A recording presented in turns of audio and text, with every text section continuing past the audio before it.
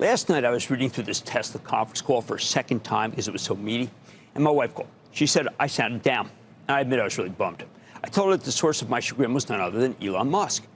What did he do this time, she said. She thought it was something political. I said, he didn't do anything. I just knew that no matter how hard I worked, no matter how hard I studied, I could never be as smart as this guy. Even watching Tesla fall 12% today, it's impossible for me to appreciate the schadenfreude. Why? Okay, allow me to unburden myself to you, because it's the only way to understand what Musk has got going for him. First, understand that last night's conference call was like nothing I've ever heard, even from Tesla. The auto business, the plain old Tesla, disappointed people.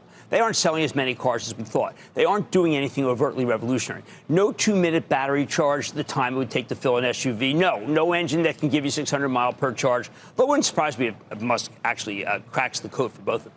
Instead, he's wowing us with talk of the most advanced humanoid robots in the world. He thinks that the long-term value of Optimus, his robot initiative, will exceed that of everything else Tesla has done, and it will be worth trillions because we all will want a robot.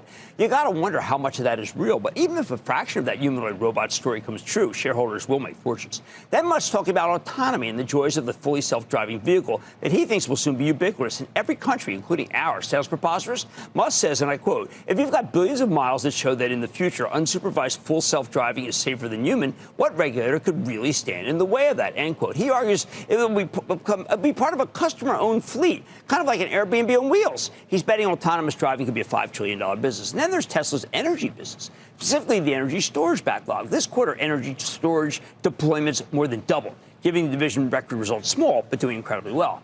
Plus, while Musk called out NVIDIA as a darn good manufacturer of high-end chips, he wants to go against NVIDIA, too, because he can't get enough of their best semis. I believe it, but not anytime soon. Now, the irony is, despite Musk's best efforts, today was a day when people said Tesla's just a car company and nothing more. It doesn't have anything near-term that can justify the stock's current valuation. He told a great story in the call, but nobody cared and gave him the downbeat environment for the mega caps, of which he has one of them. Perhaps you have to buy this weakness because of the future, which seems very bright. I actually think that it makes sense, at least as a place to start buying.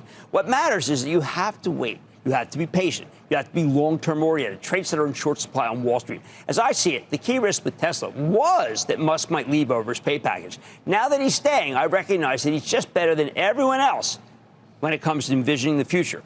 Perhaps with the sole exception of Jensen Huang from NVIDIA, who is also, by the way, a lot more fun to hang with. Still, Musk's bankable, and the rotation out of the Magnificent Seven could give you a chance to put his genius to work for your portfolio, and it's probably right here worth taking.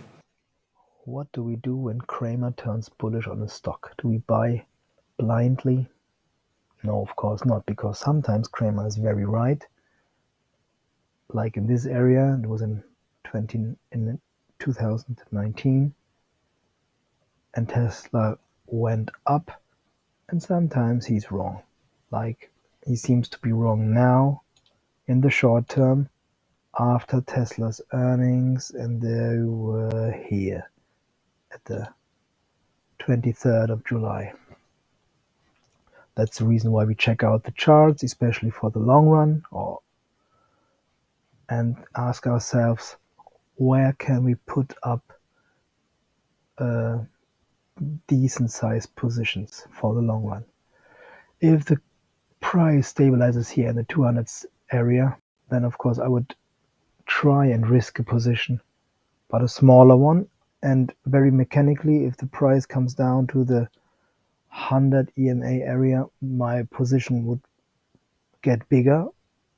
And if the market continues to be weak, I would not be surprised to see prices in the 100 area. And of course, then I would buy an even bigger position for the long run, because I believe, like Cramer said, that Musk is a genius. He's going to stay there.